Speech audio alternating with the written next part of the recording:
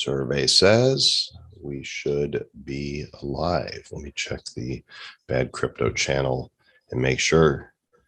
Yep, we're good.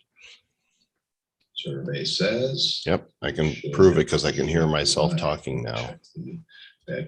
All right. Well, welcome to the return of the Hero Report. The last time we did this was probably in, I want to say, November that we did this, and we pushed the launch back from December to January for a couple reasons. One, we as you're going to see from the assets that we've created, this is some next level stuff. I am not hesitant to say that especially the higher level rarities, the legendaries, the mythics, and the secrets are the most complex and rich NFTs that we've ever seen on Wax. Would you agree, Zach? Yeah, they are on par with some of that more sophisticated animated artwork that we've seen, even for Bitcoin Elite. Yes. And those were very pricey, extremely scarce pieces, but we've brought these into entire rarities. Yes. So one reason was getting those completed without rushing them, because we hired 4 new artists on top of the 5 that we already use. So all of your favorites that did all the blockchain heroes from series 1, 2, and Stonk Wars are back. They created the characters, and the additional artists that were brought on were to specifically, one of them did all the legendaries, one did all the mythics, one did all of the one of ones, and then we've got a repeat artist that did 4 collector's edition cards, and a new artist that did a completely different style of collector's edition cards. And then on top of that, we hired a musician to score the entire set. Every one of the 20 heroes and villains has its own original synthwave soundtrack. So this is all next level stuff. Pardon my cough. I've been draining for what feels like weeks now. And I did get the virus like just about everybody else, and it was barely a cold, just lingered. So I'm fine. Thanks for asking. Zach, you feeling okay? Perfectly. I'm one of the an unknown number of people that has not gotten sick at any point. Okay, everything that you are going to hear, and I don't have a fancy PowerPoint. There's just too much going on for me to take the time to make the PowerPoints when I can just show you and tell you. So it was a simpler time when we had hero reports before, and it was the only thing that we were doing. It's more complex now. I'm hoping to reveal another series that is being worked on with a third-party celebrity shortly, just trying to sign the contract, but you guys are going to lose your shit when you find out who it is. If you have shit to begin with, you're going to lose it. If you don't have shit, go get some on the secondary market so that you can lose it when the time is right. So Retro Rebellion, Zach, why don't you go ahead? Let's pretend that nobody knows anything about it, and set the stage for what the set is about. So Retro Rebellion is not a direct continuation of the storyline that we've been following with previous Blockchain Heroes releases. The premise is that Encrypt Keeper has taken to executing a technological experiment on a massive level in which he's digitized an entire city, Tron style. And the result is that he has this near godlike power over the now cyberscaped denizens of this city, and brand new heroes have to rise up from the population in order to find out how to return the city to the physical realm. And this is where Retro Rebellion takes place. So we've imbued every inch of the set with a very 80s inspired cybernetic synthwave theme with lots of neon, lots of cultural references to that time period from American recent history, and combines that with all of the blockchain metaphors that we've used in the franchise today. And the new characters, that I think there's only 2 returning characters out of the 40, since we've done returning characters in previous series as well. A lot of thought has gone into making these the best that they can be, maintaining cohesion with the concept, and being hopefully more entertaining than you've seen in any prior cast. Yeah, we've Zach has outdone himself once again, and Travis has come up with some new variations on top of what the new artists have done. By the way, Sir Lord Travis is here. Hello, sir. Greetings. Hello, everybody. Man, it's hard to get back in the groove of that. Here we were. I was like, oh shit, it's past the hour. Nice to see y'all. Yeah, we can't see you. Okay, tell you what, folks, I got to tell you this. Having seen some of these top tier NFTs that Zach's going to be presenting that he ideated, and holy shit, guys, I'm telling you, I'm going to give you a holy shit in advance. You got to wait and see. And there's my video working now. Finally. Oh, there he is. I just actually got back from the afternoon at the Trovilla today. Myself and Aaron and Aaron's sister and Rufus went out, and we recorded. Nice. We recorded bookends for the next show, and then an entire show sitting poolside where it's a bad crypto episode where we talk about why we moved to Puerto Rico, since so many people have been asking us about it. So that will come out on Sunday. Is that right, Aaron? Yeah, Sunday. There are 3 Puerto Ricans in the group right now, maybe more, but I know at least Zach, Joel, and myself. Did you guys have you announced that Zach's moved to Puerto Rico?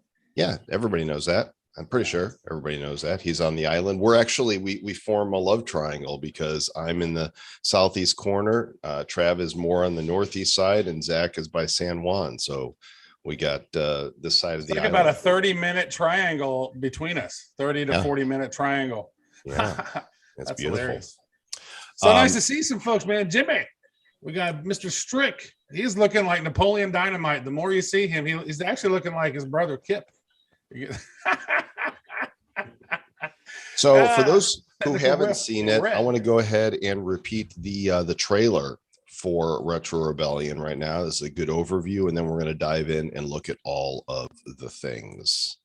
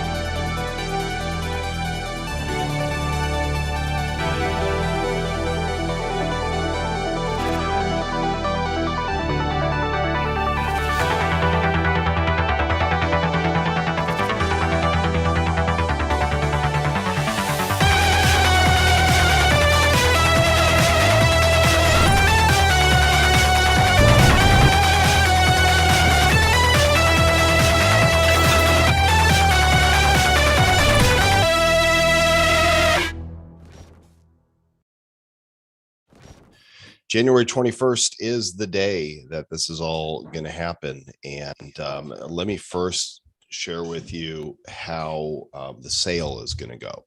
And I'll explain why we're doing things the way that we're doing them. First of all, there's going to be an unlimited pack sale. We do not know the quantity of this. We want the distribution of quantity to be commensurate with demand.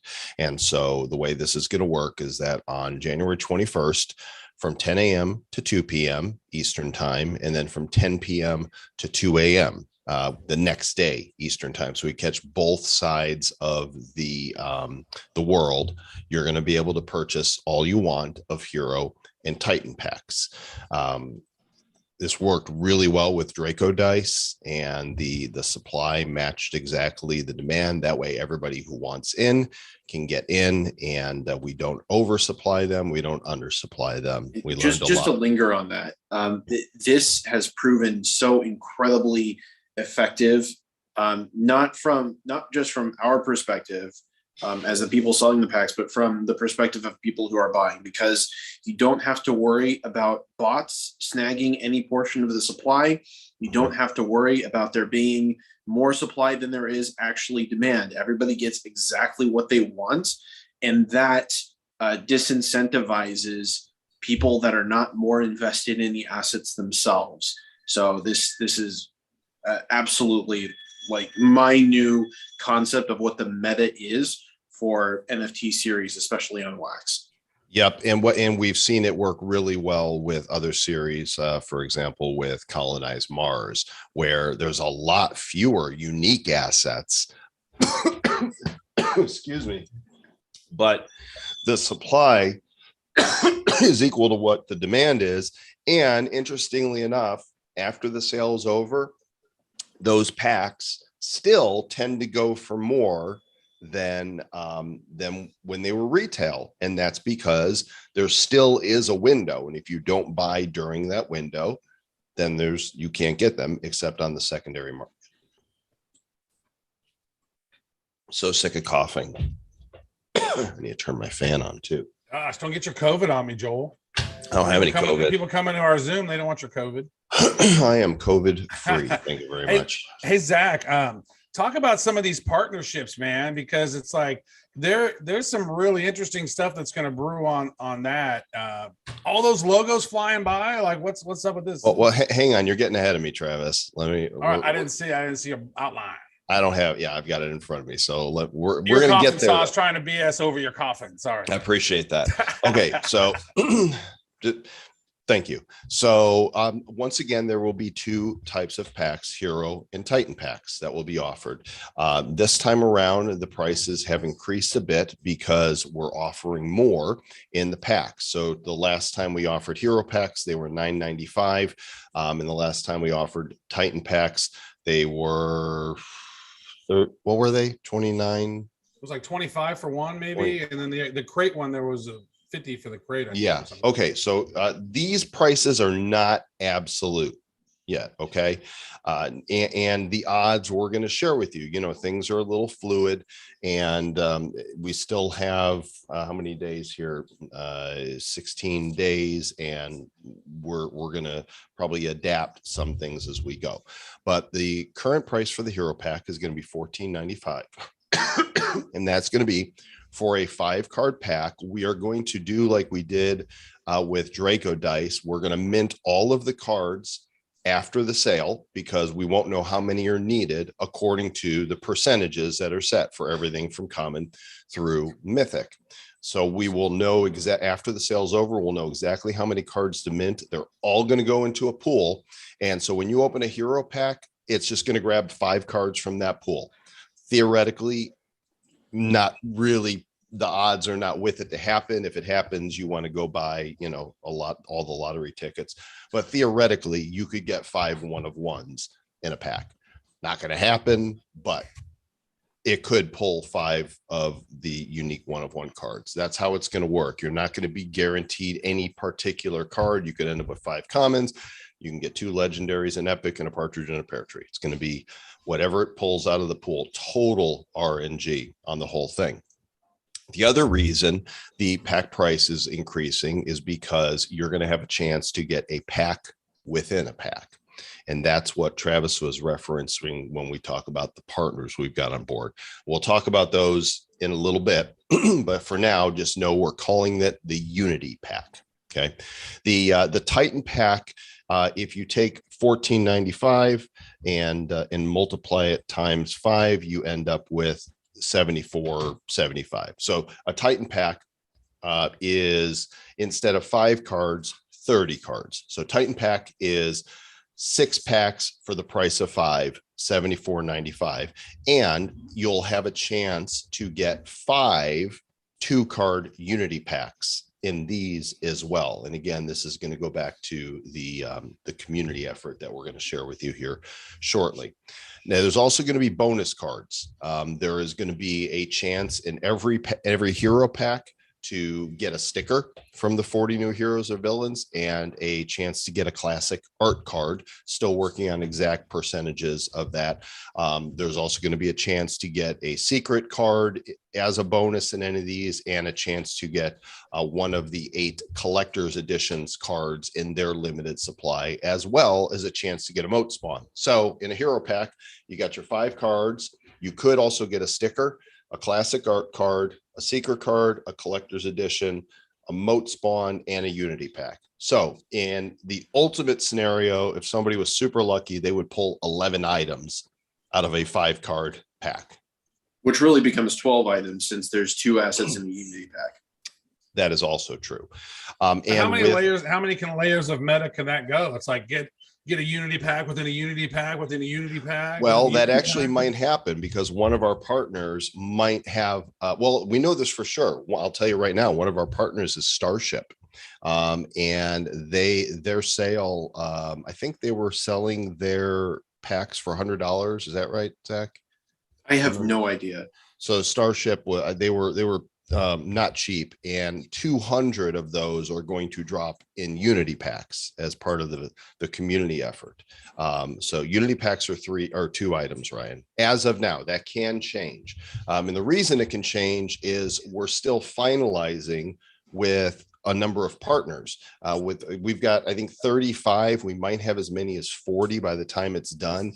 Each one of them is producing unique assets that are going to go in the set. Some of them one asset, some of them multiple assets, and we're going to have to figure out when the sale is over exactly how many cards we need for them to send us to come out of the Unity packs. And so right now it's 2 items. It could increase, probably won't, and there will be a chance to get Unity pack in each one. So just for the sake of putting something out there so you can attach percentages, ideas to it, let's say that in a hero pack, you have a 50% chance of also getting a 2-card Unity pack.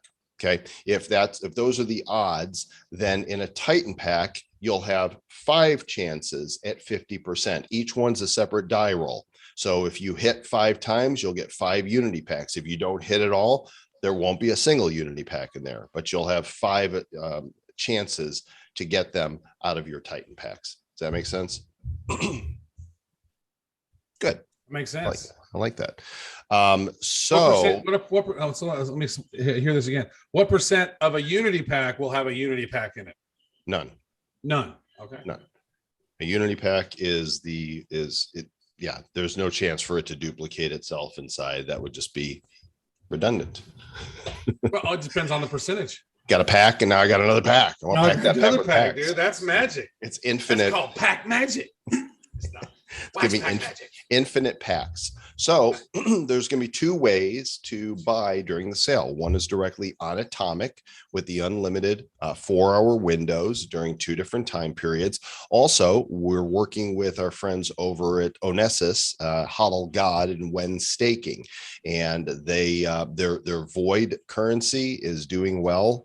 You're also going to be able to go to whenstaking.com and purchase packs for Void, also unlimited, but with a 15% discount if you use Void. So not telling you how much Void to get, but if in Void can fluctuate between now and the sale. I think the whole market is kind of down right now.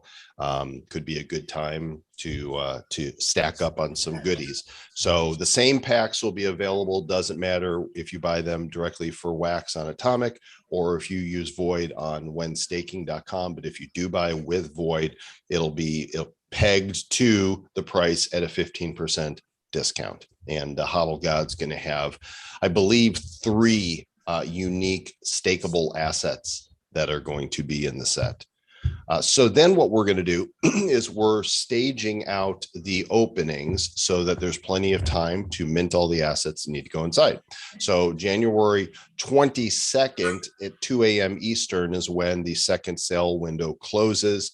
No more will be available. That's it. The only way to get them is on the secondary market. So then what we're going to do is we are going to give 32 hours, I believe it is. January 23rd at 2 o'clock Eastern is when Hero and Titan packs will be able to be opened. So we need that window between the sale closing and opening so that we can calculate the total number of NFTs that need to be minted by Atomic. They'll mint them all. They'll put them all in the Atomic pool, and then pack opening will commence. Now you're going to find Unity packs in these Hero and Titan packs, but we're going to stagger the opening of those because we have to go to all of these partners that are playing along with us and make sure that they get us the assets. So concern number one is to make sure all the NFTs are minted to the exact number so that you can open your Hero and Titan packs on the 23rd of January at 2 Eastern time. And then on January 26th at the same time, you will be able to open Unity packs. The pool will be full and away we go. There are 2 other events on the horizon, and we'll get back to those after we finish going through what's in the set. So I think with any questions so far on any of that? If so, feel free to ask. Trav, can you correct the Unity pack to say 2 items on it, please? Okay. Thanks, Ryan, for pointing that out. Appreciate that. Things are still a little bit in flux. Any other questions? If so, you could either speak up or type them in. And those of you that are watching on YouTube, if you want to join us, come to the Hero Discord, which is discord.gg/Hero HQ, and you can get the link. You can get Void on the Alcor exchange, Habib, Bitlord, Alcor.exchange, decentralized wax-based exchange. Yeah, if you've used our planet and you've staked some of your NFTs over there, then go claim your our planet and get your Aether, and then go to Alcor Exchange and you can swap it out for Void. Yes, and by the way, we are no longer, Blockchain Heroes is no longer participating in the Our Planet ecosystem, and you are any cards you have staked from our collection, there are no longer earning Aether to my knowledge. So you can go and unstake those. It felt so good to welcome them back into my wallet. It was just like, I've got a pro tip there quickly on NFThive.io. There is a bulk tool that will allow you to unstake 60 assets at a time. So if you have a lot of things staked on our planet, that is the easiest and fastest way to reclaim them to your wallet. Indeed it is. And I can show you right here how you do that. If you just go up to the navigation menu here on the right side, once you're logged in, go to bulk tools and then go to unstake. Right here. The only assets that I've left stake on our planet are the Our Planet assets. So see here, it's unstake. You select all assets. I got 311 of theirs. It'll do 60 at a time. Scroll, once you click here to select all, click finish. It'll take you to the bottom and then just click unstake. Boom, they're gone. I was able to, and you could do that with any collection basically. So whatever you've got staked, just go here. So if you have Alien World staked, just click that and any you have staked will show up. I've unstaked all mine already, so none of them are going to show up. But all that's great. That's a great find right there, because you and I, we were having that conversation. We didn't know that existed. Like, dude, like one at a time, this sucks ass. And so it's so great that NFT Hive has that. Good find, Zach.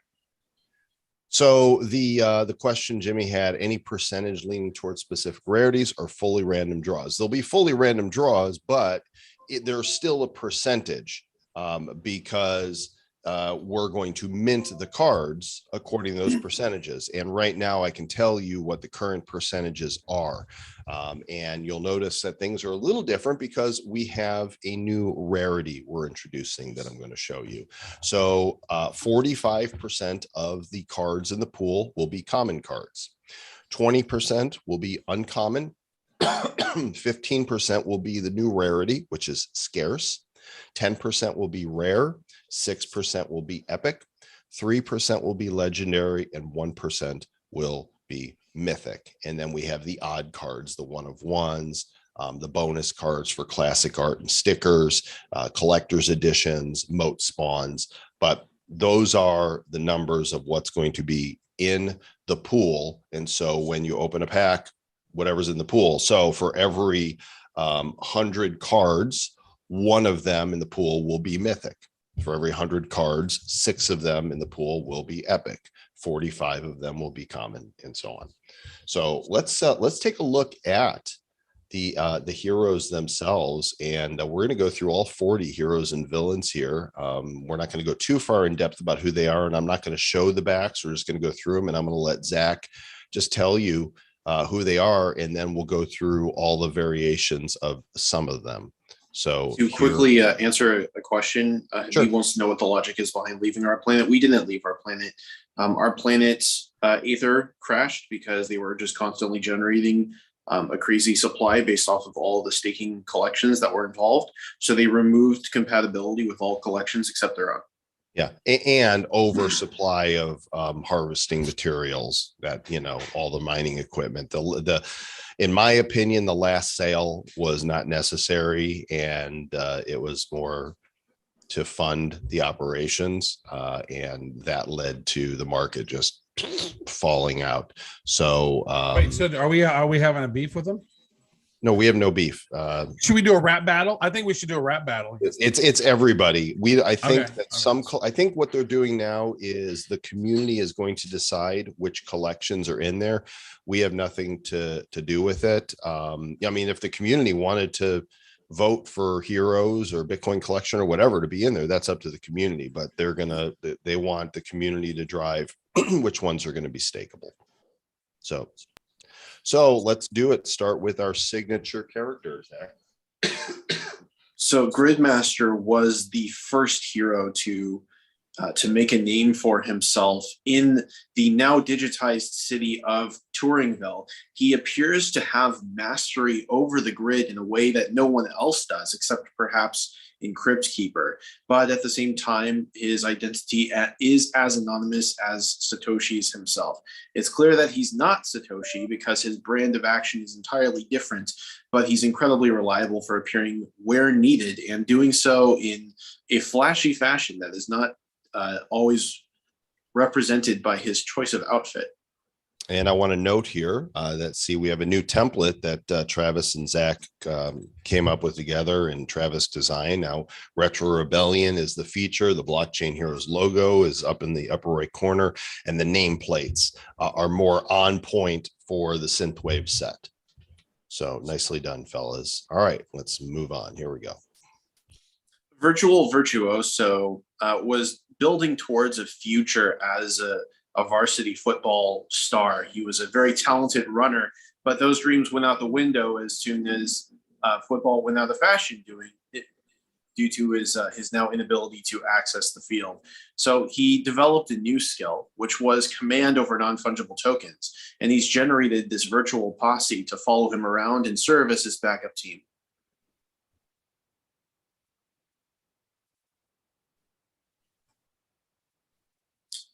Cyber Samurai is almost an apparition. It's never spoken, never responded to speech. It only appears in specific conflicts, and those who have observed it haven't been able to pinpoint the exact pattern with which it does appear. But when it appears, it is a terrifying and fearsome warrior that does only target the centralizers. I feel like our artists just continue to level up these characters.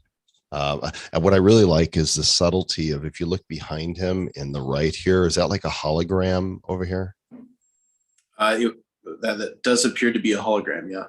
Yeah, I hadn't noticed that before. And there's noticed that Bitcoin here behind his sword that's glowing the same color. I love the detail. Do we know what this means? The Japanese characters, I have forgotten what those say exactly, but if you look them up, it will be very clear. It cusses out the centralizers, doesn't it? It's like, fuck you, centralizers, douches. It's like an Easter egg. That would be a very strange thing to put on a neon sign. The hash commander. Hash commander is borderline megalomaniacal, but her engineering prowess has thankfully landed her on the side of the good guys, where she has put her mining and machinist know-how to work in developing a set of incredibly mobile, prehensile, and powerful drills, which she uses to break through any situation. Nice. All right. Before I just flip to this next one, I just want to say this is our first ascended hero. I think we've revealed him already, but it pays to stop here to recognize this is Craig's hero. He was the only person to have ascended thus far, and this is Lord Grim. The Lord Grim is a wrestling star who was infuriated by the fact that the city had been digitized with him trapped inside. Due to the similarity in appearance that he shares with Cryptkeeper, with the whole skull face motif and all, he developed a personal grudge against him and is now actively hunting him down. He is called Cryptkeeper out for being a coward because Cryptkeeper has declined to respond to his challenge for a bout in the ring, but is nonetheless seeking him out in the city. Nice. And Trav, if we can take some notes here as we go, if I spot stuff, I just noticed that this is missing the Blockchain Hero logo in the upper right corner. Okay. If you can just make a note of that, we can get him all fixed up. Okay, next up is one of my favorite characters in the set. There he comes. Daze is an actual sentient non-fungible token himself. He has no owner. His chain data is halfway corrupted, and it's been impossible to identify the origin from whence he sprung. But he's gotten on rather well with the heroes, given that he's able to sense that they don't actually mean any harm. The downside is that because he has half a metal jaw and the incredibly destructive laser strapped to his back, that he leaves a path of destruction sometimes where he shouldn't, leaving him a chaotic force on the battlefield. He's the original Crypto Kitty. I mean, if this is 80s, right? He predates all the other Crypto Kitties. That is true, chronologically speaking. All right. Gadget Dan. Gadget Dan fulfills more of a support role. He's got the same sort of engineering flair that Hash Commander does, but he's much more interested in building out logistics and supply lines, which he's managed to do through this framework of these lightweight, cheap to produce exoskeletons that are extremely useful for lifting heavy loads. It's almost as though the characters in Blockchain Heroes would make for a good comic book. We already announced that project has just been on the back burner for an extended period of time. You're talking about the Hodl Squad comic. Yes, I am. I'm talking that we may or may not be having discussions with some other companies. Maybe Blockchain Heroes. That might be and he's a wax fan. Whoa! Mass reveal, rapid fire. I can't talk Look at that! Holy shit! Now you've seen them all. Okay, There you he's go. back for a second go around. Chaos Theory. Yes, the improbable Portelier, who is inspired by yours truly, just happens to be in the right/wrong place at the right/wrong time and got caught up in the digitization. Of course, his own mastery over non-fungible tokens has rendered him more powerful in the digital space than he is in the physical one. All right. It was just totally random that he ended up in the set then. Just improbable. Yeah, I mean, because it was a dice roll. He rolled the D20 and 20 came up. You got what's on the top there? A 2? Ooh. Very fancy. Silicon Sal. I'm trying to remember what I It's created. airdrop. This is the Silicon airdrop Sal. guy. Right, he's airdropping. Yeah. So I've always tried to include some sort of support figure. In series 1, it was Seraph. I recall, because every battlefield needs a specialist for delivering supplies to the front lines when they're most needed, and that's Silicon Cell's role in this. And I love how it actually looks like an old school, like 80s, 90s computer monitor. He's like a sentient CRT monitor. That's great. A sentient CRT monitor. What SAL stands for is going to be on the back of the card. Do you remember? I do not off the top of my head. Okay, but I'm sure it's awesome, whatever it is. All right. It makes a lot of sense. He ships air loads. That's what it's something. Shooting air loads, lads. That's Yeah. what it stands for. Shipping. It's nice. Comrade, is it Bike or Bic? No, it's BYK. It's Comrade Buk, because it's pronounced in the Russian tongue.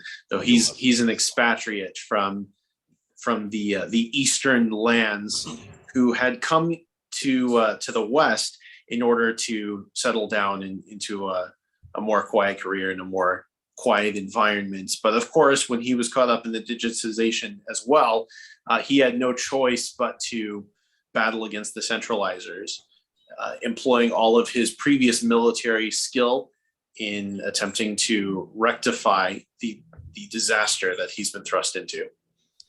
I love the cigar. The cigar is just completes. It is. This sounds like, it looks to me like he sounds like a Russian Rocky. So maybe Joel, you could work on that. You could be the voice for this character. What do you thought? What is it you're talking about? I do not know what Yeah, you look like this. Look at him.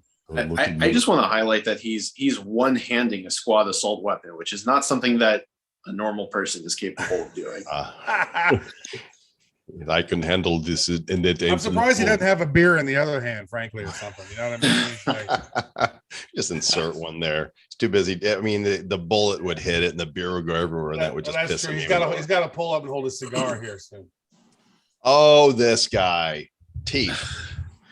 Teef is a mutated swarmling that exhibited the incredibly uncharacteristic of being exceptionally friendly. And so some of the heroes could not help but take him under their wing rather than allow him to be splattered like a swarmling normally would. And the consequence is that he's become a favored pet and unofficial mascot for a lot of the heroes. Although he also does tend to get into a lot of trouble if he's left unsupervised for an extended period of time. Speaking of swarmlings, do you have yours handy? Yes, let me get it. So many of you have probably seen this already, but for those of you that didn't, I had when we did First Strike, the conversation internally was, and I think on Hero Report was, if one of these could be a plushie, it should be a swarmling. So I found a place that does custom plushies, bespokeplush.com. If you want to get one done, I sent them the cards and I had this done for Zach as a surprise. Isn't that the sweetest dad thing, though? Seriously, that's like a sweet dad tech thing right there. He's so cute. He's like, he's got his little feet and everything. So good. So if there was another one that would make for a great plushie, with the Bitcoin in his mouth, like, is he eating it? What's he doing? He's probably just nibbling on it. They really love their hash power. He's just teething. Yeah, he's teething. He's teething. Yeah. All right. Next up, hero number 12. By the way, these are numbered like in First Strike. 1 through 20 are heroes. 21 through 40 are the villains. So number 12 is exclusive. Exclusive is Mina Shari's son, who, instead of taking a liking to curation as his mother did, decided to become an auctioneer who specializes in exceedingly scarce goods. I did not know this until now. I had not seen the back. Mina Shari's son. Okay. Yeah, his name is Jacques Shari. Jacques Shari. What kind of privilege does this guy have? Auction privilege. Gosh. Yeah, I wonder what this one's going to go for. This 1 of 1 ends in 5 seconds. What's inside? I have no idea. It'll be special. It's Maybe a you guys mystery. know. Maybe you guys know what's in there. Hi, Sprite. Detective Deadeye. Detective Deadeye is inspired by the noir gumshoes of the 80s comic book period. And so he only has one eye, but it is supernatural and capable of extrapolating data from the world around him, which is an incredibly useful talent to have in a digitized world. So he's called into every violent crime scene that the law enforcement encounters because he's almost always able to immediately identify who the culprit is, when the incident took place, why the incident took place, the current whereabouts of the culprit, and other critical information that typically leads to a swift arrest. Did you say violent crime or violet crime? Because it looks like he's got, some sort of violet goo. Violence and violet are definitely both involved here. And I see like there's this cat's eye here. What is going on with that? Well, there's some graffiti above it that looks like they're always watching. Yeah. I wonder what that could be referring to. I don't know. All right. Up next, card number 14 with a little wink, Velocitrix. Velocitrix is a super speedster, much in the vein of Lightspeed, although she's one of the very few heroes that's ever existed that's actually faster than even Lightspeed is, of course, acting as an ode to the much beloved transaction speed that we experience on Wax. I mean, she's like Jesus here. She's walking on the water. She's got some nice She's just that abs, fast. don't she? Those are some abs. She's been doing some crunch. She's got like an 8-pack going on there. I know. If you could run that fast, I think you'd keep off the body fat too. Hey, wait a Probably. second. These are some legitimate NF titties right here, folks. Gotta drop that. This is so 80. This is like, I mean, look at that. It had to be said. It had to be said. Thank you, Yeah. Travis. Sorry about that. Travis I'm Wright, uncouth, always, you guys. I'm the uncouth one. you're AAD or AAV, always adding value. Yeah, uncouth. A little bit of uncouthness. Somebody's got to be. Arbiter Prime is not uncouth, though. No, Arbiter Prime is very stoic. He is not an offensive sort of hero. He guards the machinations of the first strain of blockchain and has done so since before Genesis disappearance. This is one blockchain hero that you absolutely do not want to screw with. Yikes. All right. I mean, I think he lost some weight though, because look at the extra belt that he's got hanging there. Like I think he was heavy before and he's still using the same belt.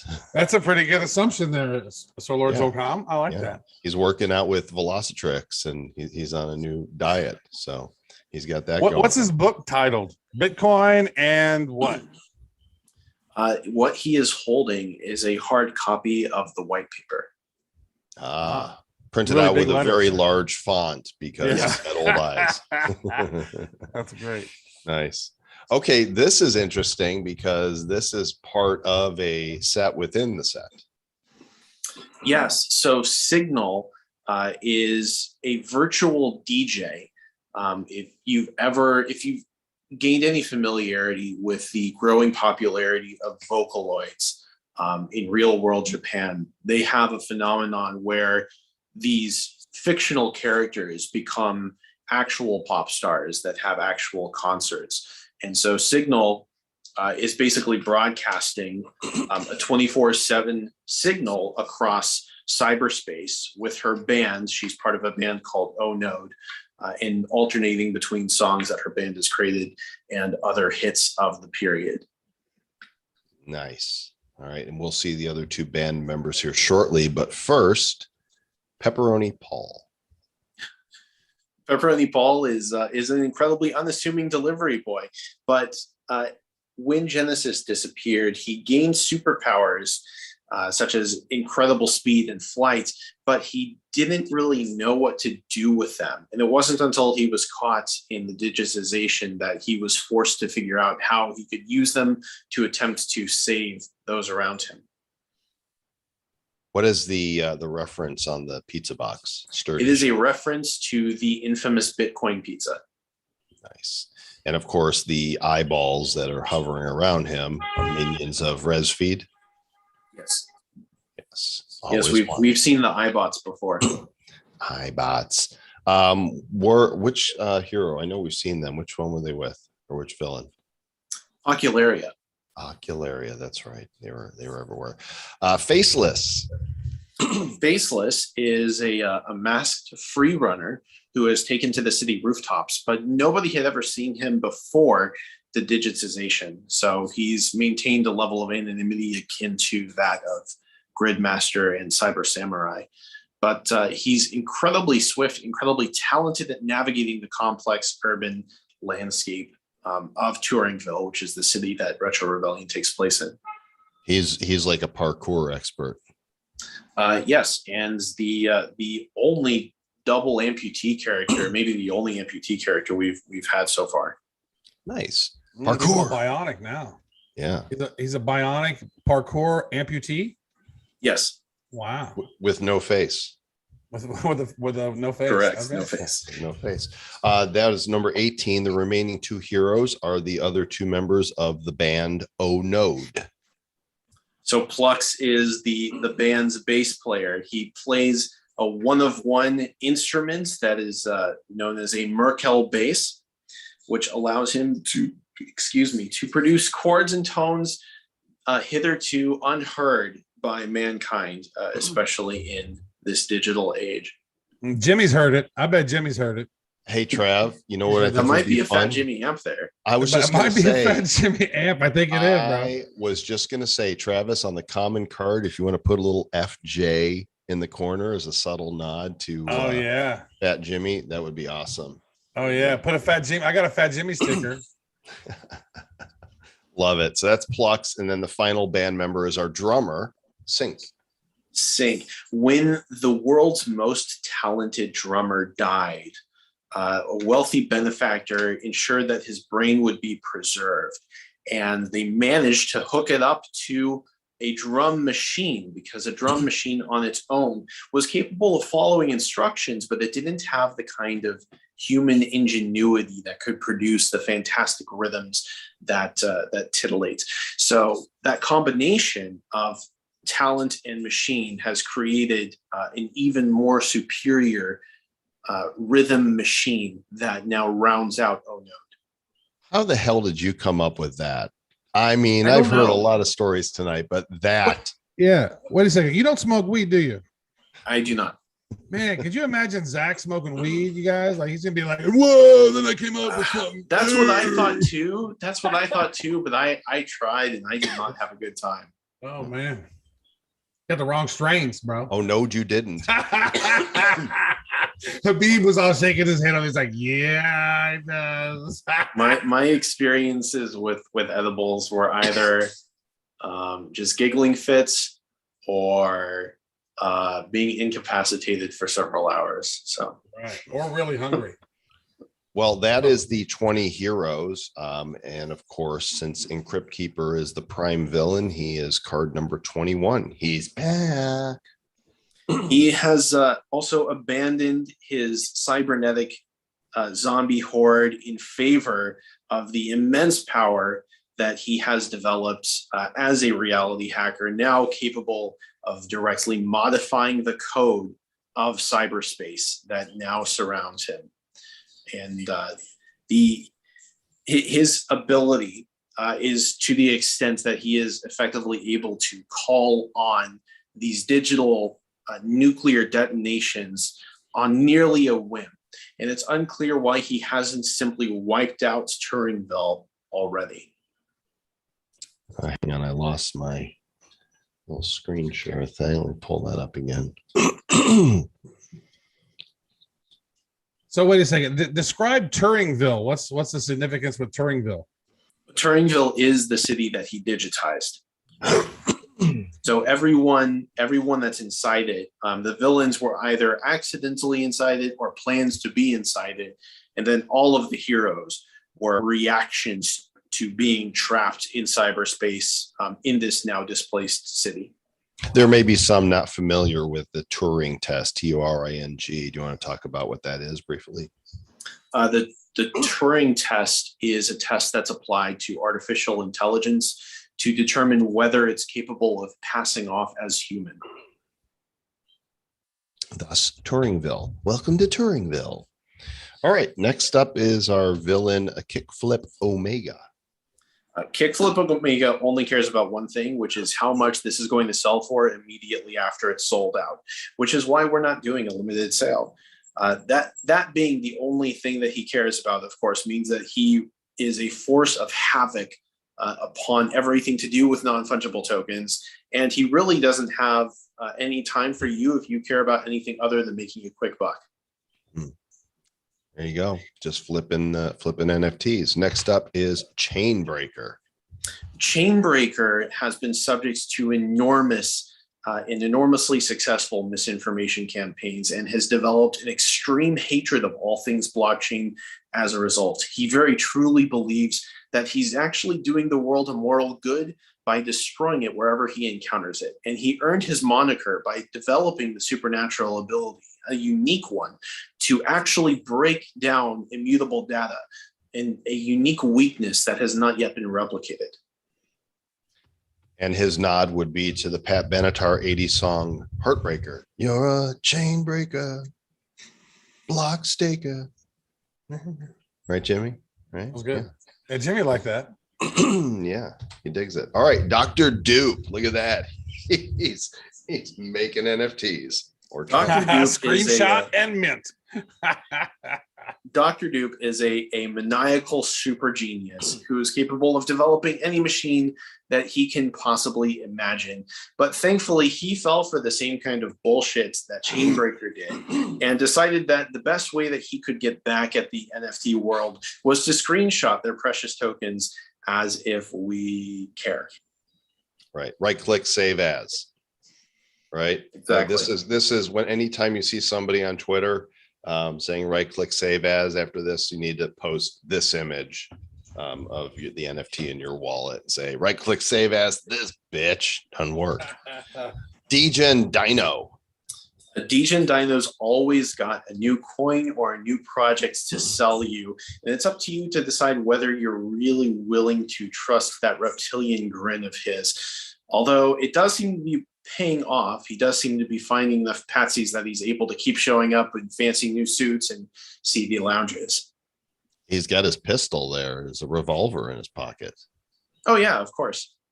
Sometimes things go sour, especially after said patsy decides that it's worth coming back for their money.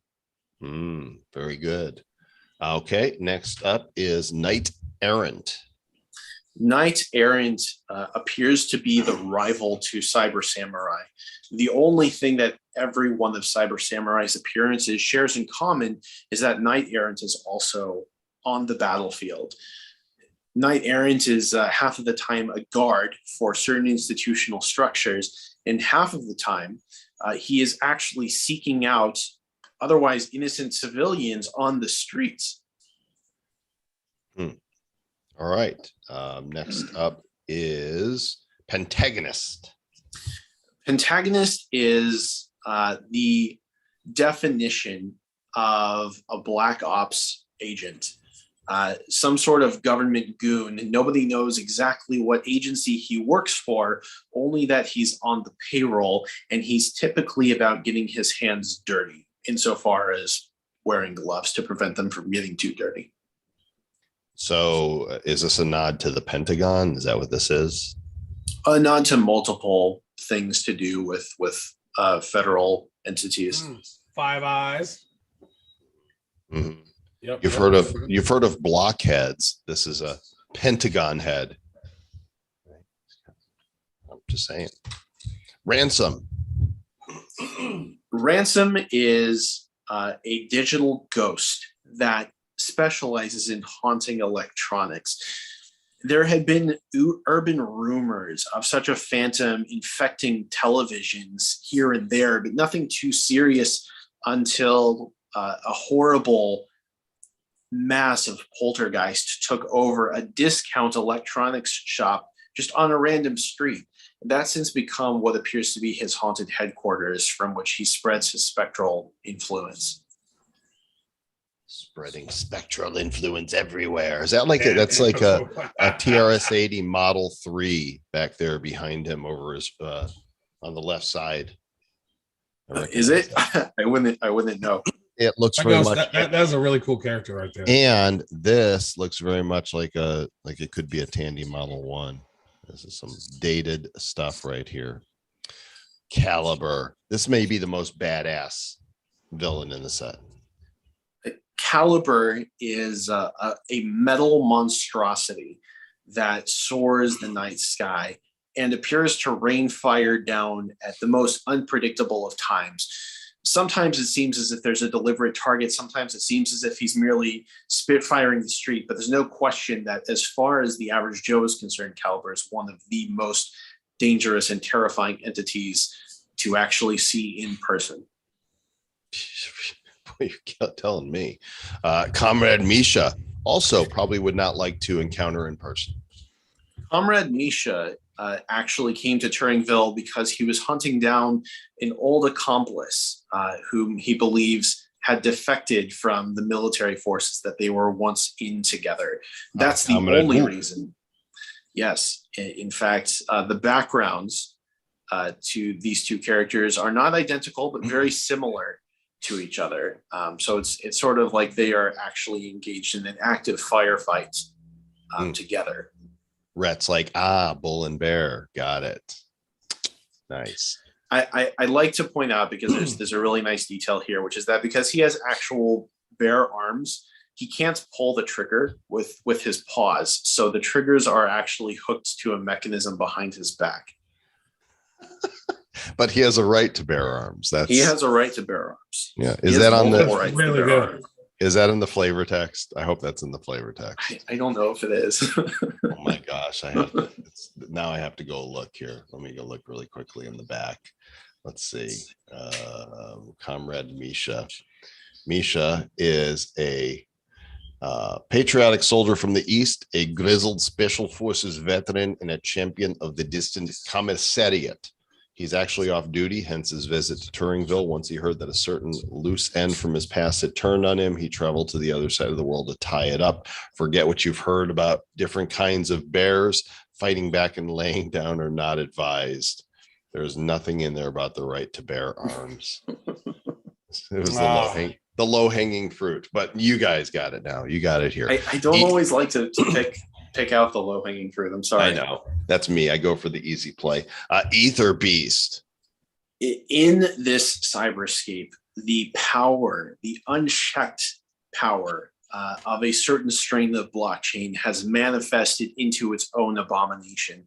It is not evil. It is simply destructive and consuming. And that's exactly what Ether Beast is, as this monster has grown to unfathomable proportions and seems to destroy almost anything that interacts with it. Man, badass. All right, next up is Gas Harvest fees.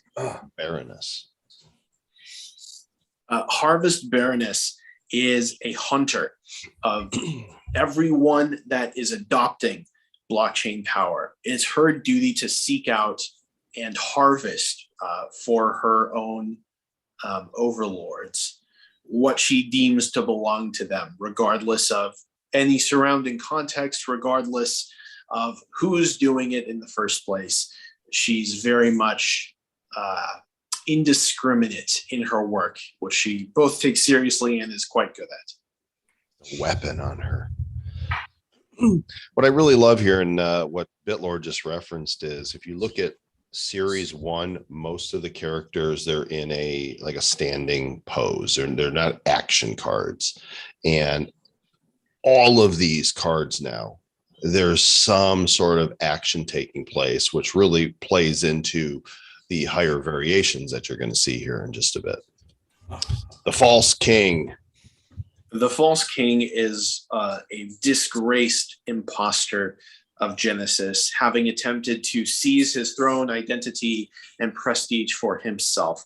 But after he was outed by the other heroes, he was resigned to a solitary throne atop a mountain on the fringe of the city, from where he creates new machinations and in a bitter attempt to regain the power that was almost his. PSV. Oh, sorry. Did I just say that out loud? Is this finally the nod to CW? This is the closest we're getting. Yeah, because people with the initial CW can be litigious. So we don't want any of that. Snooper. Snooper is the newest household trend. It is the smart device to end all smart devices. It connects to your fridge, it connects to your washing machine and dryer, it connects to all of the computers and smartphones in your home, unites them all, and sends the data God knows where. But at least it looks friendly enough and makes happy little beeps anytime you interact with it. So perhaps you're inclined to not throw it out. So if ever there was, another take on they're always watching this guy right here. This is Alexa and Siri and all of the other digital assistants that are parodies of humanity that have been developed by corporations in order to seize our data, which we quote unquote voluntarily give away. Hey, Google, kiss my ass. Canoculi. How do you pronounce it, Zach? Quinicule. Quinicule, the sleepless. Quinicule the Sleepless is the resident eldritch terror. In lieu of Resfeed himself making an appearance, Quinicule is this horrifying silhouette, a shadow in the night sky that is constantly casting its many eyes to the earth below, ensuring that there is nothing which transpires which does not escape its gaze. Who's the little minion, though? He's kind of cute. Yeah, of course. They've got to have minions for those hard to reach places. Right. You go over there. I can't scratch over there. Quinicule. Awesome. Exodus. Not to be confused. Exodus is an assassin who was sent from the east in order to eliminate those that had attempted to flee the empire. And his job is actually to take out civilians and hardware alike in order to eliminate the expansion of blockchain wherever it appears. You'll also notice in this set that there are not different styles on the cards for heroes and villains. Sometimes in the real world, it's hard to tell who the good guys and the bad guys are. And so knowing who your players are could be important. The Moat Hunters. The Moat Hunters are... They need a jingle. Moat Hunters. It does, and actually it does have its own jingle. It's true. It does. Sorry, go ahead. These guys are the lowest of the low. They are the most grunt types that are in the centralizers' employ. These are schmucks that were taken off the street for the promise of benefits, made up to look cool, made up to look like animal control, but they're not out for animal control. They're out for seizing the moat spawns that the centralizers have begun to fear the presence of for reasons unknown. Hold on to your moats. So like TSA, is that what this is? Yeah, except slightly more evil than TSA, just barely. Barely. Nice. Hold on to your moats, gang. The hunters are coming for them. Randall Rug Pull. Randall Rugpull is a silver-tongued, incredibly successful businessman who has welcomed and embraced the tragic last name moniker that's been applied to him over the course of his many, many, many scams. His charisma is such that he might actually convince you that, oh, of course, that's what they call me, but I can be trusted if I've got that many haters. Number 39 is Pill Pusher. Pill Pusher is out to force any form of compliance on the people of Turingville that he possibly can. And his reward for doing so is that he gets to perform whatever experiments his heart desires. He's no interest in blockchain or the technology, but he is aware that it's fostering You're laughing at the Crocs, but those are actual shoes that surgeons wear. That's what surgeons actually wear all the time. They're Doc Crocs. Doc Crocs, one of the most common forms of footwear in his line of work. But he knows that the proliferation of blockchain means that there's less compliance, that it's harder for him to get the populace to go along with his experimentation. Mind his he last also Wolverine? name. What's that? He's like, he looks like Wolverine. What's up with that? He's got the syringes on the back of his hand, which I personally love. That's one of my favorite things. That's very nice. He might be related. Is his last name rhyme with Bouchy? Ouchie. The number one, I have to say transparently, the number one inspiration for this character actually comes from the Batman universe, because Jonathan Crane, aka Scarecrow, is one of my favorite comic book supervillains of all time. There you go. That was a very politically correct answer. Nicely done. From the hospitals to the halls of government, our final villain is the warring lizard. It's really a wonder how this thing got elected into a position of power. But she's here. She seems to be here to stay. And there's a lot of entertainment being derived for her confusion, her unadulterated fervor, and the general nonsense that comes out of her mouth. She doesn't have any cultural claim to the sort of traditional garb that she insists on presenting herself with, but everyone kind of lets her just believe that she can wear whatever she wants along the way. She's all about cultural appropriation. 1/1024th of something, right? Lizard. Yeah. I just want to, have a moment here to acknowledge what Zach has come up with here in terms of the depth and creativity of each one of these heroes and villains. So bravo, son, bravo. These are absolutely fantastic. Well done.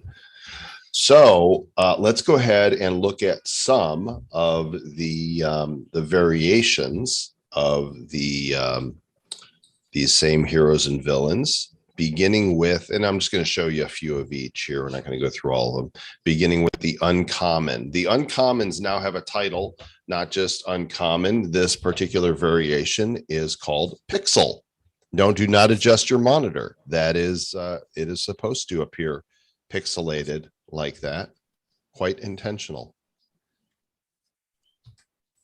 I mean, some of them really, it really shows depending upon how many colors are used in the cards. It's like almost Nintendo blown up a little bit. Mm-hmm.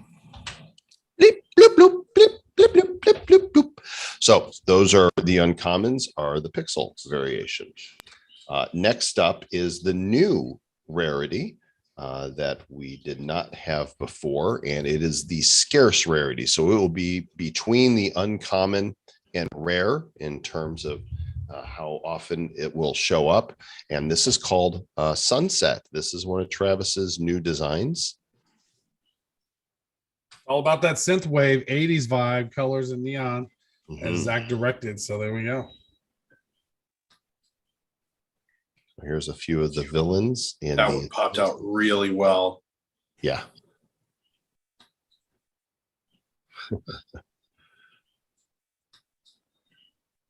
Nice.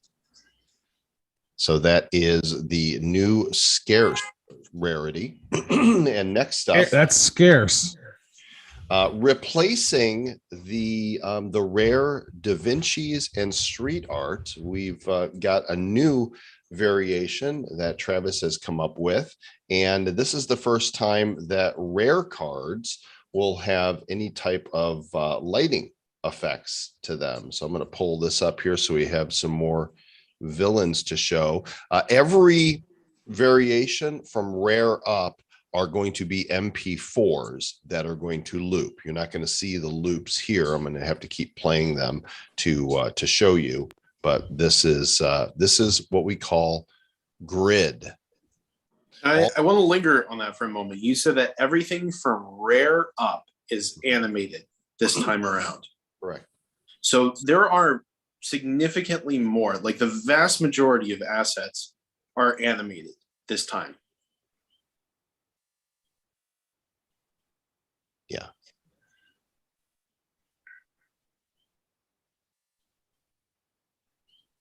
So they're a little more impressive, I think, when they're looping.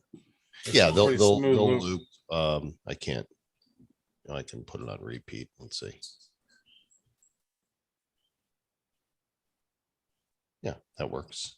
Nice.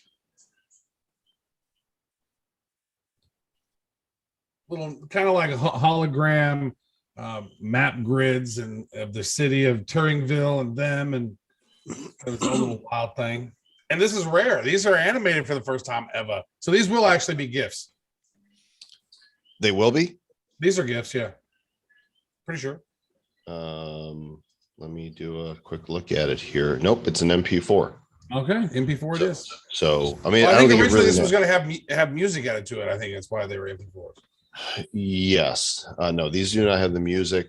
So next up are the epics. And for epics, there's no more epic sketch. What we decided to do for the epics is enlist the incredible services of Alex, who has done a lot of artwork for some of our things before. And the epics are called a 3D, Epic 3D, and they look like this. What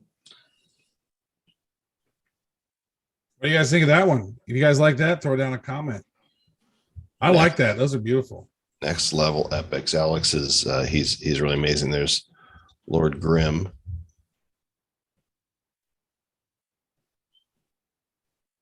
I mean, in the past, if you got something like this, it usually meant you got like a collector's edition. And so we're really seeking to level. Wait. These are epic. These are epic. Okay, these are the epics. Okay, guys, keep that in mind.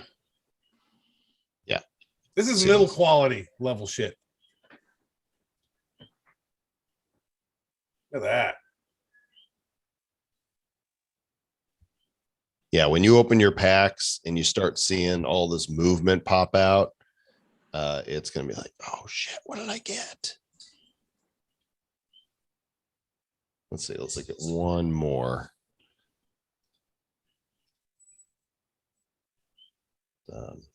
Gadget Dan. He did such a great job of working the color schemes for each of these as well. You guys dig it? So good. Yes, I see heads nodding. That's great. All right. Now, how do you like take what used to be a collector's edition and level up from there? Well, you do it with the legendaries. And the legendaries, while the cards themselves have a little bit of animation to the characters, which used to be what we would call a mythic in some or a collector's edition, each one of them has a unique soundtrack to go with them that is specific for that character. So I'm going to open up one of them here, and then I'll share with the audio for you. The soundtracks are all between 30 and 35 seconds. And of course, these will auto play in your Wax wallet. This is Arbiter Prime. Let me make sure my sound is on. Yep, here we go.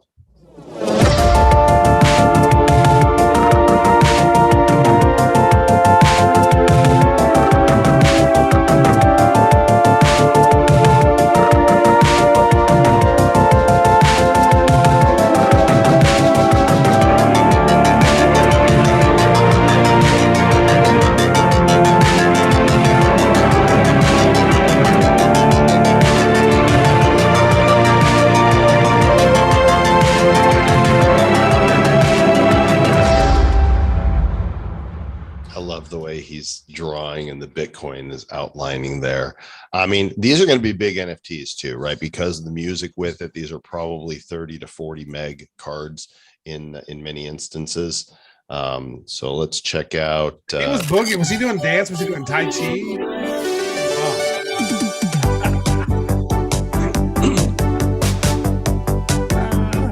Great. Like each one's an 80s sitcom song.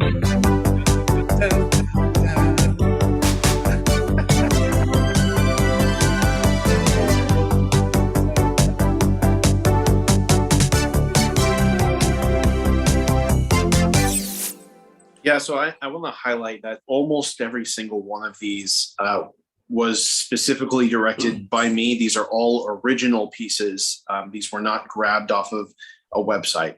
Our musician created each one of these specifically for the character that they were made for.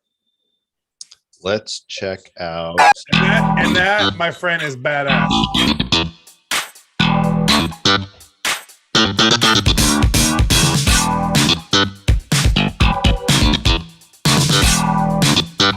Give me.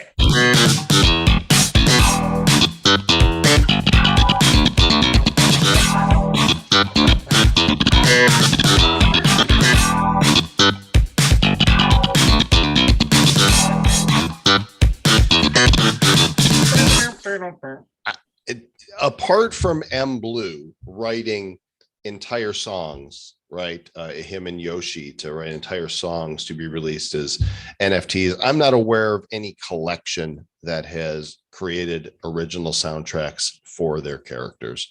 This is new. This is groundbreaking. This is some John Williams Star Wars shit here. This is good. The 3 band songs will not go together. However, M Blue's contribution to the Unity packs does include a brand new song composed by him and Yoshi. Nice. Let's watch one more. I want to listen to Encrypt Keeper.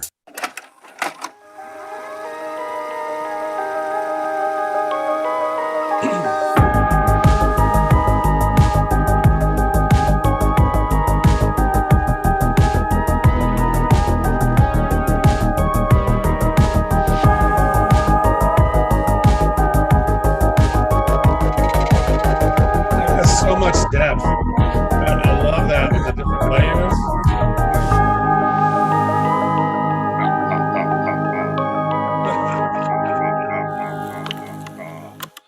Let's see, Zach. You pick. Which one would you like me to play? Let's do one more. I don't know. A fun bit of trivia though. The trailer music is the extended version of Gridmaster's song, so you'll hear a 30-second version of that on Gridmaster's card. Nice. Okay, I'm gonna pick one. I want to let's see what Comrade Misha has to offer here.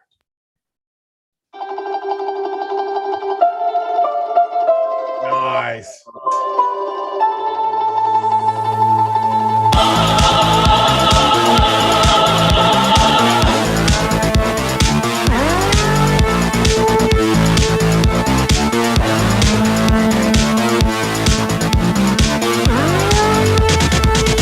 Look at the bullets jumping on the floor as he's shooting. Did you guys see that? Oh, that's beautiful. Watch that.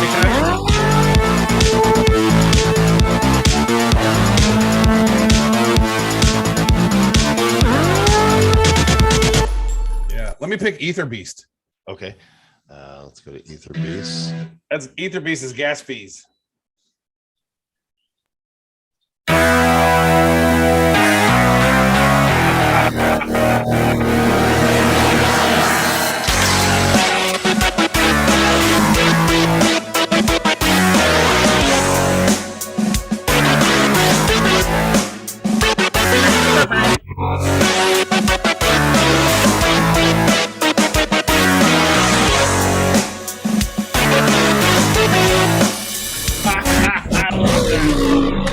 So good. I could definitely see at some future us releasing the soundtrack, right? All the music tracks as some sort of download or something for my. Those are legendary. That Legendary before was the Blast, the Shockwave. Wait, right? Those were rare? Those were legendary. Oh, those are legendary. I was gonna say, damn. Legendary. So 3 in 100 cards are going to be legendaries from the pool of 40, the 20 heroes, 20 villains. Now, how do we go from, the mythics that we had and level up these cards? Well, the way we do that is with the most badass animated NFTs with sound effects, custom created for each one of these that I have ever seen. And if you want to be prepared to be blown away, I'm going to actually start with Ether Beast here because this is one of my faves. Here we go.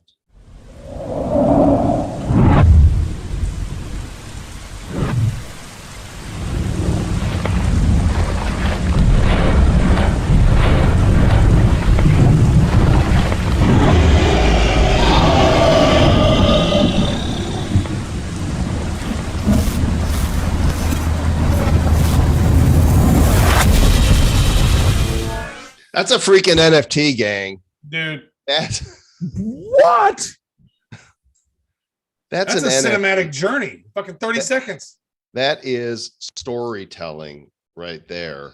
Unlike any that I've ever seen before. I have not seen that NFT is like unique as fuck. Like if that was a one of one sold on like ETH, like what would that go for? Like that these could be $20,000-$30,000 NFTs.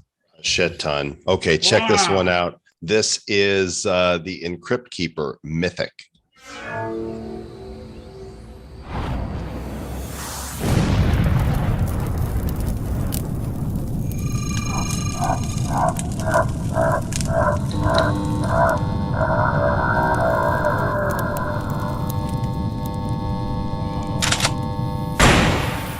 Whoa, what? Come on. Are you Kidding me? Are you kidding me? My God. I would say this, we've leveled up our art. Holy shit, dude. We like 10x'd it. Holy shit.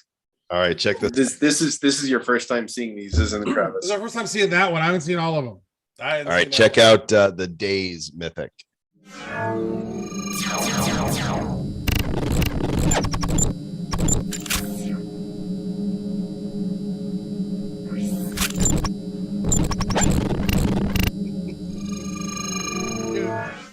Man, those are 80s. I love those, dude. Those are wow. Here's Lord Grimm.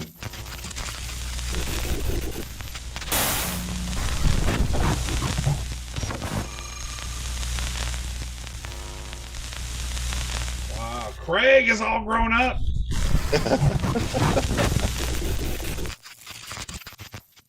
These are not your daddy's NFTs. Oof. I was gonna say this is some next level stuff. I can't believe that we went from the stars on every card to that. Yeah, the just so you guys know, we spent a lot on our artists to make this happen. These are like we wanted to make sure and over deliver. And being a fan of Teef, you got to see this one. Oh my gosh, I love this so much.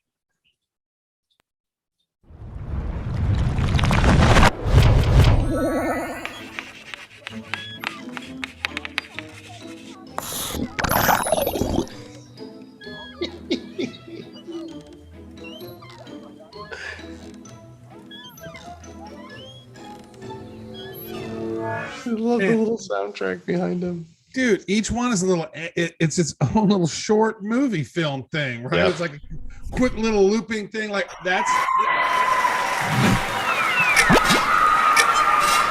Yeah, the clock's ticking down.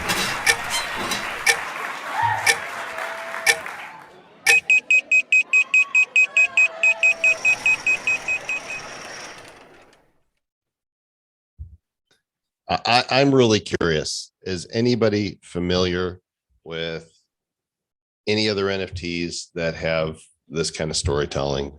Have you seen anything like this? Where somebody's asking about the False King. Let's go ahead and take a look at him. I actually don't remember what this one looks like. So here we go.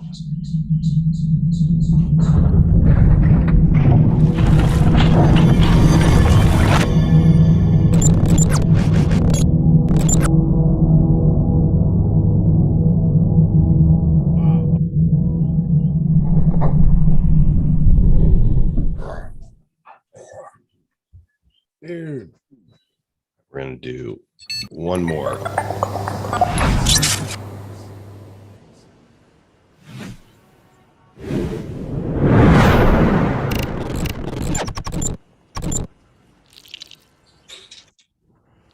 my gosh, the sound of the eyes.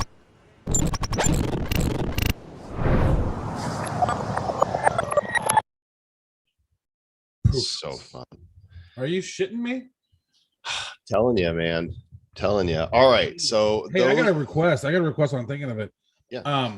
That trailer, if we could watch that near the end of the show, at the end with that, because that right there, we need to redo that as like little Instagram size type of one for mobile screen. I think that is beautiful. Right. I think you're right. So I want to introduce the next variation, the secrets, the one of ones. Okay. By the way, before you do, let me say the name of the Mythics is called Showtime. Now, for the secrets, obviously, we wanted to do something that had never been done before, and it needed to be unusual enough that it would be one of one worthy. It's not the same kind of unusual as anything else that we've created. Just like the Mythics, each one of the secrets has their own video and audio work done, but it's very unconventional. So we've called these secret experiment. And each one of these is going to turn out a fair bit differently. Yep. The thing that's similar in all of them is the approach the artist took with the window, right? We're kind of looking through this window. So this is Comrade Book.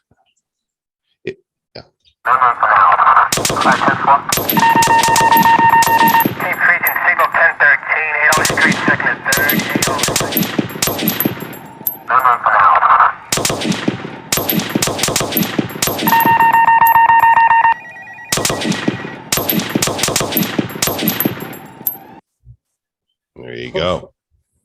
Wow. Let's check out the next one here, Silicon Sal.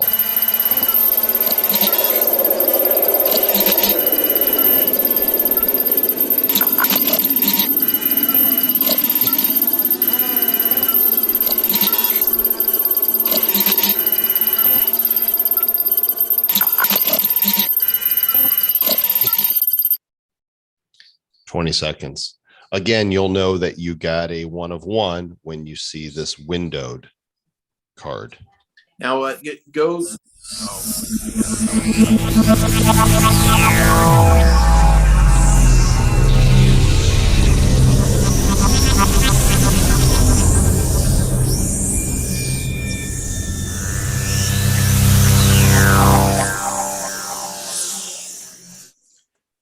We really let the artist do his thing with this too. Like he added the music and the sound effects that he felt inspired to put in. Yes, go check out the Teef one. All right. Oh, that just happens to be this one.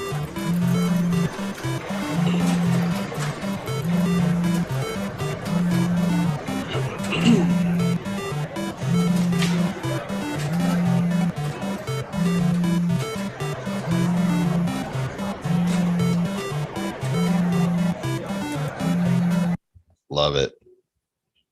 He's so cute. I want a little Teef plushie. All right, so let's give the villain some equal time here, and let's check out Harvester Baroness's one of one. Again, one of one means there's only one of each of these in the entire set.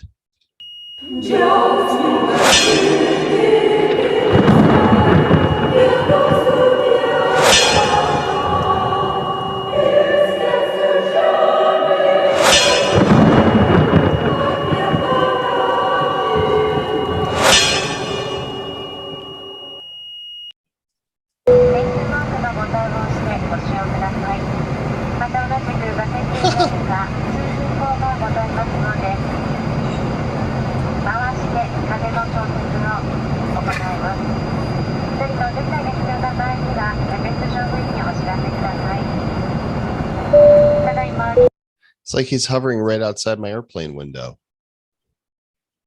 That's so unusual. That's what I was trying to say. Some of these are kind of weird.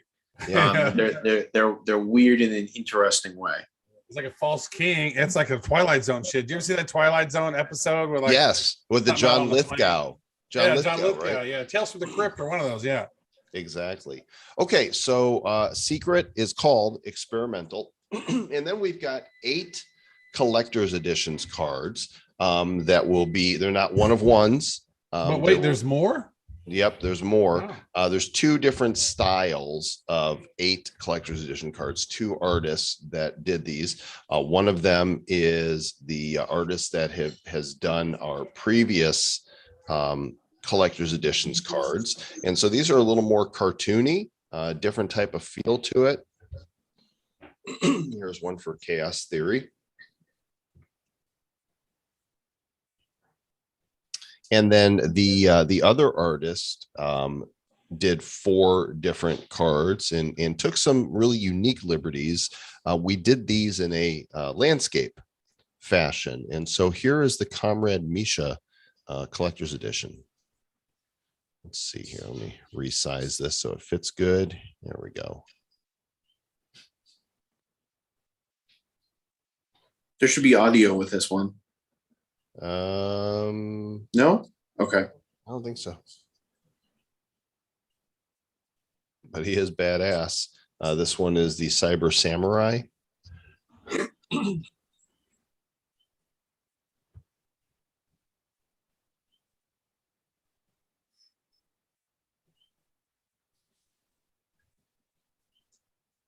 Are we sure those don't have music? We could probably add those. Before I don't think that those do. I think I was mistaken. Yeah. Yeah, I don't hear any music. Pew pew pew pew. And I'm flying through the air. I mean, if we wanted to, we could just go ahead and add the soundtrack to those as well. We could have I don't think that would work quite as well because the soundtrack all has a definitive start and end. Okay, but that's okay. They're pretty freaking awesome. Here's a few other collector's editions, animated cards. There's Ether Beast, destroying stuff and things because that's what he does. Such a bad boy. Here's the Kickflip Omega. He's in action here, looking for NFTs to flip. He's going to have a hard time doing it with Retro Rebellion packs because it's an unlimited sale. So if he's in it just for the flip, then he's here for the wrong reasons. And finally, we have a Signal. An idiot. She's got 2 keyboards in this one. She's like.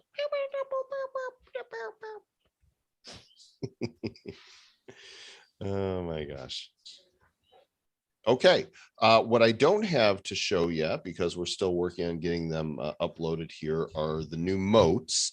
And because we're already pushing way into our second hour, I'm not going to show off any of the Unity assets tonight. We're going to save that for next week.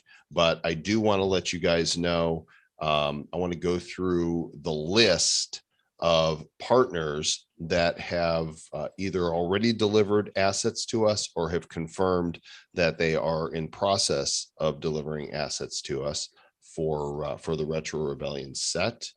And let me find my list and I will read them to you. Here we go. So here comes a mouthful. Each one of these wax collections is creating or has created original exclusive NFTs that will only be available in the Unity packs. In each one of these collections is going to be talking about the series to their audience as well. We have had the idea of the Unity pack was actually my idea to begin with from way back. And the first one to orchestrate it was Nefty Blocks, and we had actually talked to them about it prior to them doing their collaboration pack. Their collab pack, though, there was no utility to the NFTs that were in it. Our goal here was to encourage the partners to create utility for the assets that would drop. Some of them are just collectibles. Many of them have utility. And next week, we'll start showing them to you. Right now, I'm just going to tell you who's involved. Yoshi Drops, along with M Blue. As Zach said, they have created a O-Node music track that has the whole band in it. Colonize Mars has created a unique animated Blockchain Heroes Retro Rebellion patch. Graffiti Kings has 2 graffiti punks. There will be new upland mythic block explorers found only in the set. Star cards. Rory and R2 Collectibles have made several cartoons cards available in the set. Pumiana has a Galactica asset it's a synergy card. Zach, I don't know. Do you know exactly how that's going to be used? I know that Synergy is a class of card that has utility in the Galactica franchise. Okay. Bitcoin Bro. Yeah, there's a Bitcoin Brobot Blockchain Heroes card. The Bitcoin Bro has been updated. Zach Hayden has an NFT story cards starter card that's going to be in the set. Dark Galaxies is introducing a new character in the set. No City, the gnomes, are going to have assets in the set. Bad Days have created a unique asset. Art by Alex has a unique 3D card. And remember, all of these assets are going to have a Retro Rebellion theme. So they're all going to be on point with the type of aesthetic that you've seen, but they're going to be minted out of their collection. So they're not going to show up in the official hero collection. Each one of them will be available only in their collection. Corporate World, Drop Bears, Nefty Blocks is involved. Stony Baloney, Crypto Stash, Waxel Ninjas, Dr. Zamzi, Hodl God, Crypto Chibis. That's right here with us. He's got one he just showed us. Creek NFTs. Sneaker Wars, Secret Saviors of the Rap Underground, Exit Limbo. Splinterlands is providing us with 2 variations of an exclusive collectible that will not be available anywhere else. In fact, I think I'll show that to you guys. I'm going to show you that one if I can find it.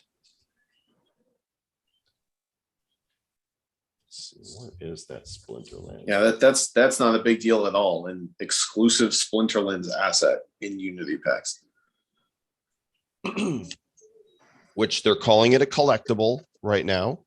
I don't know that it will ever be anything other than a collectible, but who knows? I don't know. Maybe. Where is that Splinterlands one? I know I had it somewhere. It's not in the final folder. I'll have to find it for you for next week, guys. Sorry. Draco Dice. This is really exciting. Zach, you want to talk about, can we show one of those? Oh, I'm on my iPad. I don't have an easy way to share it. Can you If I go into our Signal group? Yeah, that would probably be the fastest way to pull it up. What am I looking for in here? Not the hyper? Not the hyper. Not the hyper, it's the cyberspace. Cyberspace. Let me find one here. So up until now, all of our Draco dice have been 2-dimensional. But of course, with the project being run by somebody who's a dice collector, the goal has always been 3D. So we've begun our permanent transition from 2D to 3D by releasing our first 3D dice as the collab assets in these Unity packs. I found it. You guys, this is amazing. So there's going to be a completely new set of 6 die, and the very first ones that are going to be fully 3Dified are these. Now I just got to find them on my desktop. Where did it go? Let's see. And so these will not be like the previous Blockchain Heroes dice that we released, because these are not character specific. These are for the whole Retro Rebellion set. Obviously, since we've released every character in Series 1 form.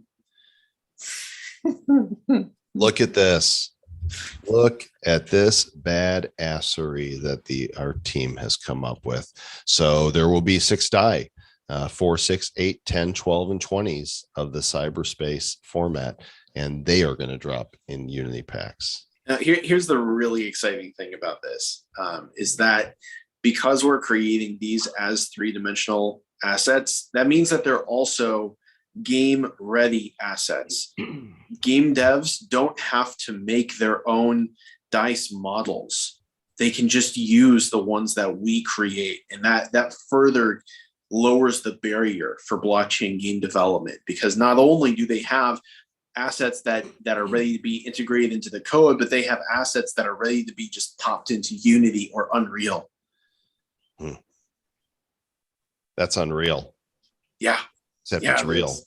Except it's totally real. Then there's more, but wait, there's more. Also NFTs from Starship. 200 Starship packs will be in there. Senor Lupe has done a Kung Lupe animated asset. Tid Bites, the guy that does the ducks. Gen E, new game coming. Wax Paperfold, Novo Pangea, the Taco app, Yazing, and finally, as I was looking through the Heroes wallet, I noticed that we still have Minotaur King and Betsy the Benevolent legendary, mythic, and secret cards that were never distributed. There's 90 assets in all. You've got a chance of pulling those super rare items in the Unity packs as well. It's our goal, by the time all is said and done, to have 40 partners in all. That this is going to be a massive community set. We're calling it Unity Packs because we're all in this together, and we're all in the fight against the centralizers. We really wanted to make sure that each partner was minting from their collection, and so that all of their fans would see these assets show up in their collection as well and go, well, I didn't get that. How come I can't get that? Well, you got to get yourself some Unity packs and pop them, and good luck. See what you can pull out. So there's going to be some fun trading going on with the Unity packs as well. I think that's all I've got for tonight. There's always more to say, and we'll update. Next Wednesday will be the reveal of all of the Unity pack assets that we have received thus far. We'll play show and tell with that, and we'll also have the moats. I don't have them in a folder yet. We've got them all, but we'll update you next week, BitLord, on the moats. We'll talk about the staking platform that is being built as we speak and how that will work. And we'll talk about Ascension, but I'll just leave you with this about Ascension. I'm going to tell you two things. Thing number one is we are going to ascend 20 people. 20 of you will have the opportunity to ascend. And the way it will happen is with an ultra burn. Ultra burn! What's an ultra burn? We are going to bring value, increase value to all previous Blockchain Heroes series. So an ultra burn will consist of Series 1 Heroes, Series 2 First Strike Heroes and Villains, Stonk Wars, and Retro Rebellion cards. There will be a formula that will entail the burning of many cards in order to ascend. And there will not be a guaranteed ascension, but if you go through the process, there will be a high likelihood that you will ascend. We're still working through the particulars of it and the formula for what it's going to take. But this, for those who want to ascend, this should bring additional value to everything that the majority of the prime assets that we've created in the past. And when we say we're ascending 20 players, we don't mean we're anticipating that that's how many people are going to ascend. We're trying to ascend 20 people. That's the goal. This isn't going to be like the First Strike Ascension where we tried to ascend X number of people and only got one success. It's not going to be like that this time. No. We will have ascensions, and yes, BitLord, if you don't ascend, there will be some sort of reward for attempting. But this is, and we will attempt in the formula to include unused artifacts as well. Which, by the way, those are still, anybody can still burn those and ascend them. We will, on January 20th, be permanently closing off the other burn activities that are on the site. So let me show those really quick, just so you get a refresher on what I'm talking about here, I will go to Blockchain Heroes on Atomic. In the hero tools, that Electric Genesis still out there. The CE race right here and upgrade cards, these will both be closing on January 20th. So if you have not yet gotten your collector's edition, you could see that there are still 18 out of 250 common collector's editions here, 28, and there's still one legendary. If you burn all 20 legendary villains from First Strike, you will get the Res Feed collector's edition card. But you need to have the legendaries to do that. So legendaries, epics, rares, uncommons, and commons. There's 10 different collector's edition cards that will close. The other thing that will close is the upgrade.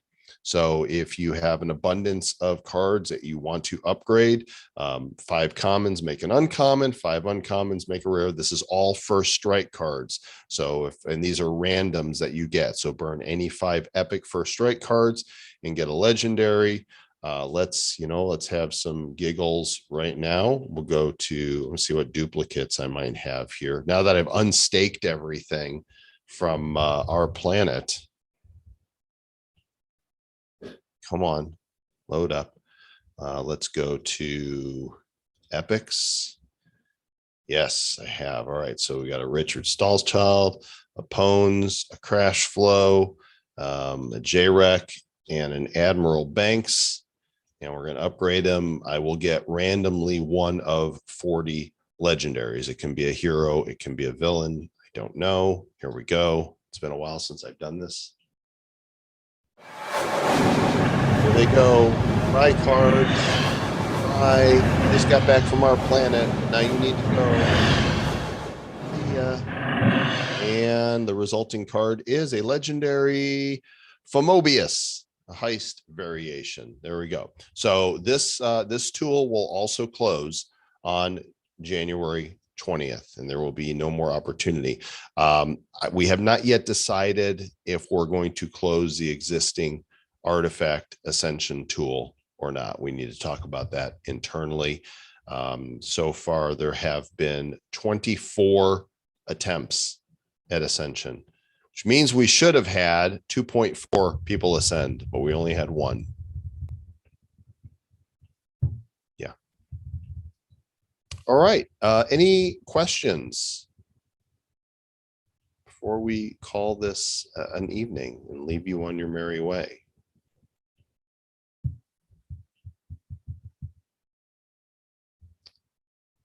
Craig's excited. Yes, we're happy to do this. By the way, just like the Hero Titan pack openings will be at a certain time and date, the Unity pack openings, certain time and date, and then we're slotting the staking platform for March 1st. And then we want to give people plenty of time to collect cards they're going to need to attempt Ascension. That will happen right around April 1st. So we're going to gate the update here, the expansion accordingly.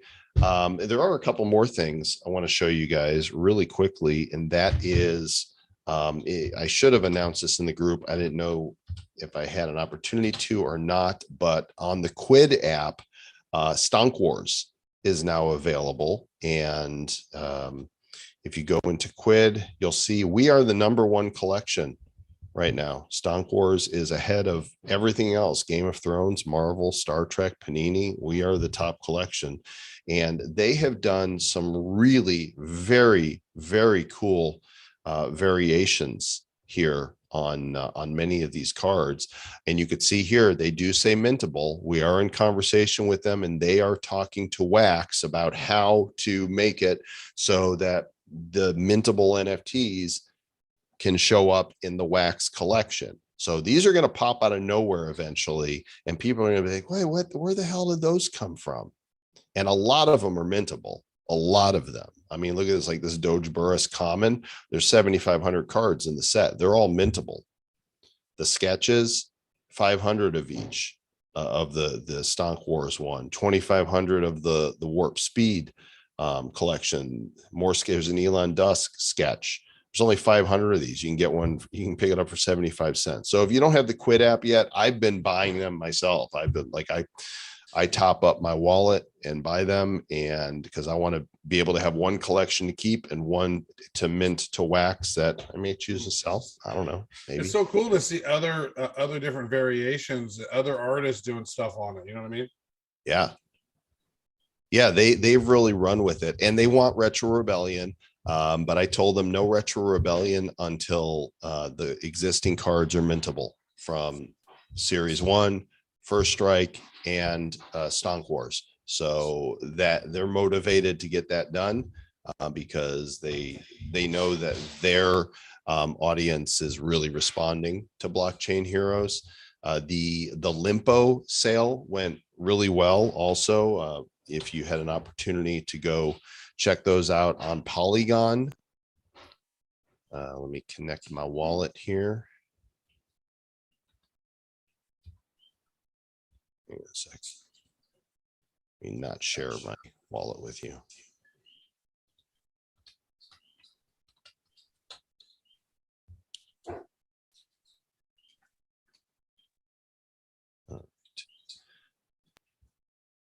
So limpo.io, Blockchain Heroes right here. The mystery boxes, I believe these sold out. Yep, these are sold out, and just waiting for it to load. I think Polygon is kind of messed up today. I've been having some problems, but they're doing a burn activity here, and they're not the only ones we're talking to about Blockchain Heroes. There's still 69 of these left. You need to stake to get credits to open them, but it's nice to see Blockchain Heroes spreading its wings and getting to other platforms. Will there be a Staking Heroes NFT to earn hero token? No, we do not have any current plans for the hero token. We had some dreams about what we wanted it to be, but here's what we don't want to be: in the business of having to deal with regulation around a token. And so that's why we have we tried to build a swap thing, and that failed. I think when the technology arrives that we can easily move hero token to a wax-based token, then we can look at it. But for now, hero token is kind of on hold. We removed the barriers of needing to have it to get into the hero Discord. We would like to assign roles based on how many Blockchain Heroes NFTs you're holding in your wax wallet. We've talked to the Bounty Block guys about creating a script to help us accomplish that. And when they find time, they're going to do that. To answer the staking platform question, the staking platform is going to be NFT based. So you stake NFTs, you receive NFTs, and the tokens that are going to be stakeable are the moats bonds. Those are going to be the stakeable tokens. Right, to begin with, and more details about that next week as well. Okay, I'm going to end the stream. For those of you who have been watching, thank you for watching. Join the Discord at Discord.